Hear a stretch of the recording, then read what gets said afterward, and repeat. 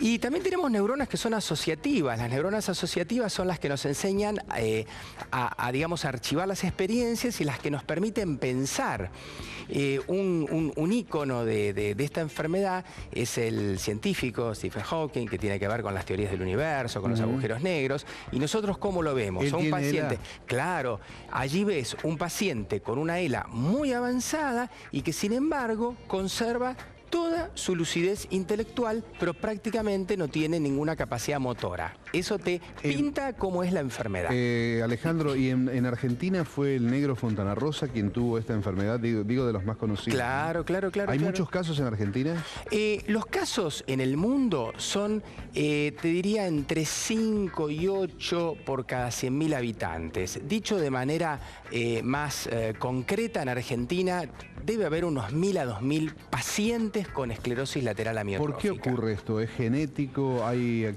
Lo genético compromete solamente el 2% del total de la ELA. El resto, el 98%, realmente se desconoce. Y el problema que tenemos es que, claro, yo les contaba que es una enfermedad degenerativa, pero ¿qué ocurre? Pero es neurológica. Es neurológica pura porque compromete exclusivamente el sistema nervioso y solamente las neuronas motoras, las de salida, las que dan la orden a nuestros brazos, a nuestras piernas, la deglución, la parte articular. Hay un medicamento muy especial que se llama Riluzole, que es un antiglutamato, una sustancia que se acumula y que tiene cierta toxicidad, que permite que la enfermedad evolucione más lentamente. Pero no tenemos todavía la solución. Hay un problema en la investigación. ¿Cuál es el problema? Que no, digamos, el número de pacientes, como no es tan importante, se hace difícil. No es lo mismo que el Alzheimer y no es lo mismo que el Parkinson, donde tenemos más herramientas y tenemos muchísimo más avanzados los estudios que nos van a permitir evitar estas patologías. Entonces, es muy bueno todo esto que se ha dado, de que la gente tome conciencia y de que se intente que se estimule la investigación para poder ir tras alguna nueva idea a ver si nos da resultado y nos otorga la clave de cuál es el mecanismo que produce la enfermedad, que hasta el día de hoy es desconocido. ¿Y esta campaña, usted qué conoce de esta campaña que es mundial, ¿no? Bueno, la de tirarse el baldazo de agua. Siempre hay alguien que empieza y por alguna razón me dijeron que se falleció traduce. el fin de semana pasado el muchacho que arrancó la campaña. Falleció. Un accidente de tránsito, creo, ¿no? Ahogado. Ahogado. Qué ironía. Esto lo comenzó un muchacho tratando de recaudar fondos. Acá no se recaudó tanto todavía. Claro. En todo el mundo creo que llevan 15 millones de dólares. Recién comenzó. Es bueno para que se difunda. Y es bueno también para recaudar.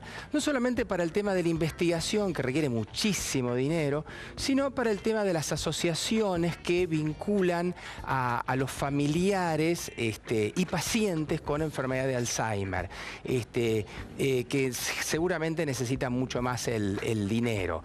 Pero bueno, este tema del balde le dio una originalidad y por eso se difundió. Cada tanto pasa con esta enfermedad, porque vos hablabas de las personas conocidas en nuestro medio, yo te mencionaba al científico, pero los americanos cuando hablan de la enfermedad le dicen enfermedad de Lou Gehrig. Y vos decís, ¿por qué enfermedad de Lou Gehrig? Porque fue un famoso jugador de béisbol que todo el mundo conocía y que, bueno, se enfermó y falleció de esta enfermedad y para la gente fue un golpe importante y entonces la gente dice la enfermedad de Lou Gehrig. Mirá vos. ¿Y en los últimos años hubo algún tipo de avance, digamos, con este medicamento del que usted me habla, como para retardar la enfermedad? El medicamento se desarrolló ya hace cierta cantidad de años y es de los últimos 10 años, digamos, y no tenemos otro avance concreto, por lo menos en el mundo de la medicina asistencial. Sí hay pequeños avances en el mundo de la medicina de investigación, pero eso todavía no ha llegado a traducirse, no bajó al nivel asistencial. Claro.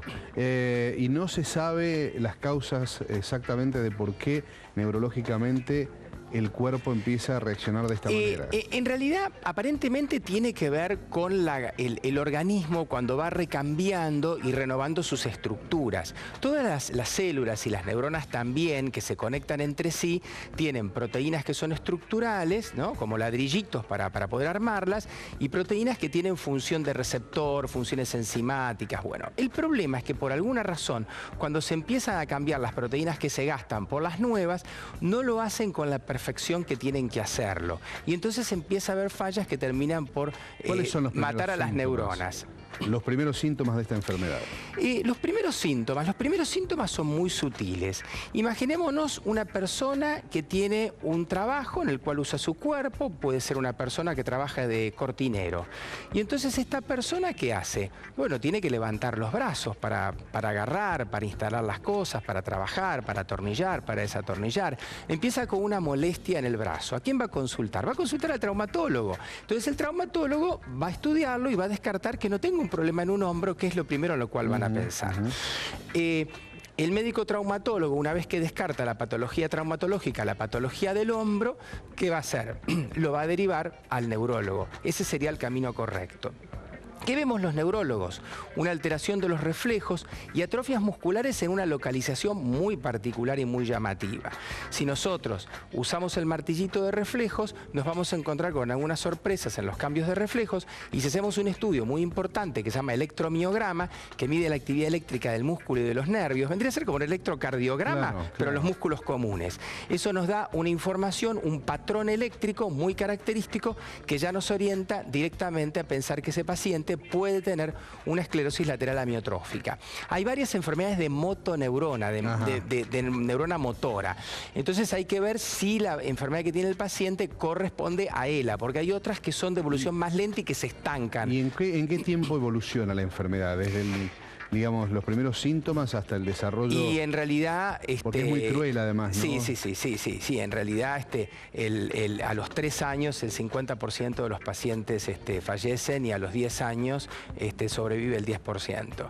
Pero eso es cuando es una ELA típica, porque en realidad tenés muchos casos de pacientes que se estanca la enfermedad y tenés pacientes que ha evolucionado hasta un punto, después siguen viviendo muchísimos años. Tenemos el caso del científico, pero hay mucha gente desconocida que incluso continúa con una performance motora bastante aceptable. Y Stephen Hopkins, que es el científico, uno de los cerebros más prodigiosos del planeta, qué ironía también, ¿no?, que tenga solo el cerebro funcionando prácticamente, porque en cuanto a su motricidad creo que es casi nula. Claro, así es el tema de esta patología. Pero hace y así mucho es que está él. No sé qué medicamentos le estarán dando. No, porque... pero por eso básicamente te cuento que estas cifras que yo les doy no son una regla total, son un promedio de todos los pacientes, y esto tiene un rango muy amplio. Yo tengo pacientes que están hace muchos años con la patología estancada y que continúan viviendo y trasladándose y moviéndose con alguna dificultad, pero incluso moviéndose a lo sumo con un bastón, o sea, no es que están en silla de ruedas ni otra cosa.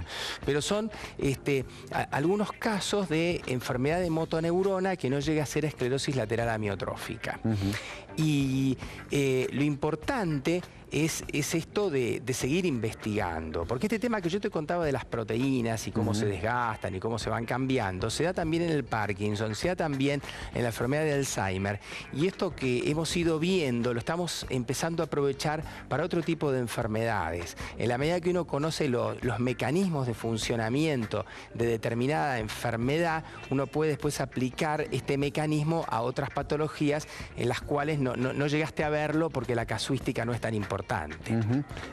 Y no hay forma, ¿no?, de evitar, al no conocerse demasiado el origen de la enfermedad, no hay una recomendación que usted como médico pueda hacer para evitar este tipo de enfermedad. Acá cuando nosotros tenemos una patología vascular, ¿no?, que es lo típico que nosotros le decimos como médicos a todos los pacientes. Bueno, haga actividad física, la dieta, cuídese de la presión arterial, si es diabético que la glucemia esté bien, el colesterol, no fume, pero todas esas recomendaciones que damos siempre los médicos son para la mayor parte de las enfermedades que dependen del desgaste de la parte vascular, de nuestra, digamos, cañería. Y acá no, acá estamos frente a una enfermedad que no tenemos todavía herramientas para darle un consejo a los pacientes para poder prevenirlas, porque desconocemos. Seguramente va a haber alguna predisposición muy sutil, química, con algún desencadenante ambiental. tarde. No va a ser ni puramente genético, ni puramente ambiental, porque eso es lo que estamos viendo en un montón de enfermedades. En la enfermedad de Alzheimer tenemos algún grupito de Alzheimer que está genéticamente fuertemente determinado, pero el resto depende de predisposiciones genéticas que son desencadenadas por determinadas cuestiones ambientales. Doctor, ¿y en la República Argentina estamos avanzados con el tratamiento de esta enfermedad? Lo que tiene bien organizado el país es el acceso a la medicación. Es decir, la medicación que está aprobada internacionalmente, esa está disponible en nuestro país, y el acceso a la medicación se ve facilitado por leyes que permiten que tanto la gente que tiene cobertura médica, obra social o cobertura médica privada, o que no tiene cobertura médica y tiene una atención hospitalaria pura, va a tener el acceso al medicamento sin ningún costo porque se cubre en un 100%. Ese tipo de cosas están bien organizadas en Argentina. La edad de la gente que contrae esta enfermedad es un entre rango... los 40 y 70 años. La no mayor ataca parte. La juventud. No hay casos de gente joven. No, ni gente muy joven, ni gente de mucha edad. Pero bueno, es entre 40 y 70. Hay algunas excepciones. Y lo neurológico, el estrés, la exposición, ¿no tiene nada que ver la calidad de vida? Por ahora, el tema estrés, el tema psicológico, no hay manera de vincularlo. En algún momento se habló, porque como muchos fueron deportistas famosos, se quiso buscar si realmente la actividad física excesiva podía ser desencadenante, pero tampoco. Claro. También se quiso buscar algún camino, si había agroquímicos que podían desencadenarlo. Tampoco se pudo ir por ese camino. Hasta ahora no tenemos realmente la clave, es muy esquiva la enfermedad y la incidencia y prevalencia es tan baja que no te permite, que te limita mucho el acceso a la estadística. Por eso es que estos trabajos, los trabajos de investigación, tienen que juntar muchos centros. No es que un centro que recibe por derivación enfermos con patologías poco frecuentes de diferentes zonas puede solo llegar a vislumbrar cuál es la causa. No, se tiene que asociar con otros centros y no solamente dentro del país. Tiene que ser protocolos hechos por varios centros de investigación de muchos países. Son como consorcios que se arman. ¿Y es una enfermedad que se descubrió hace muchos años?